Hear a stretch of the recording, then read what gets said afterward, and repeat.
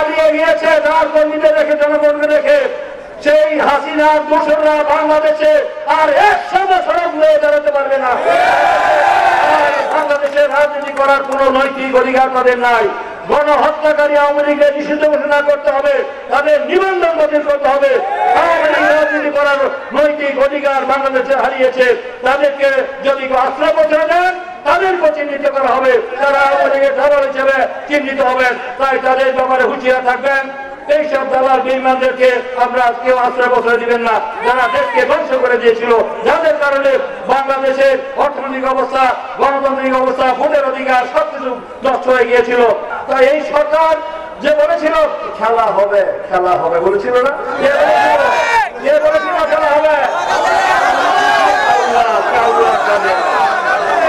এখন বলে খেলা কে খেলে দিয়েছে? সেই খেলা আল্লাহর তরফ থেকে সেই খেলা হয়েছে। আল্লাহর পরে জনগণ সকল ক্ষমতার উৎস।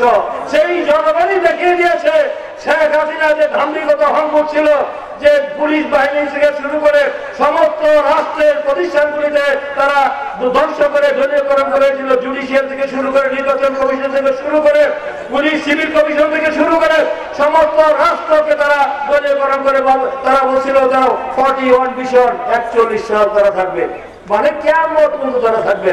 আল্লাহ কি কিয়ামত পর্যন্ত শেখ হাসিনা রাখছে? আল্লাহ নাই, দুনিয়ার মায়। আপনারা জানেন যে সীমা লঙ্ঘন করে আল্লাহ পছন্দ করে না।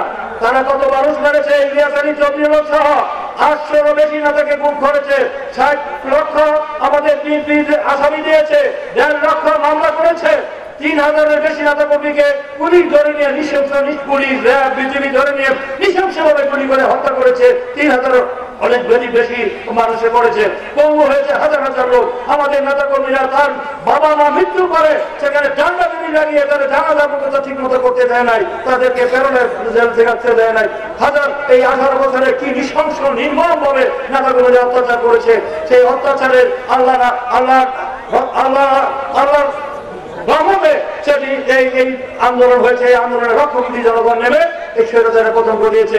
আবার তারা স্বপ্ন দেখছেন যে এই সরকারের মন্ত্রীরা বলেছিলেন যে তাদের যে ভারত তাদেরকে টিকে রেখেছে, ওই বিনা পড়ে অবৈধ সরকারকে বলেছিল যে ভারতের লোকের নাকি তাদের স্বামী স্ত্রীর সম্পর্ক। শেষ পর্যন্ত হেলিকপ্টারটা শেখ হাসিনা কোন দেশে আছে? এখন কোন দেশে আছে?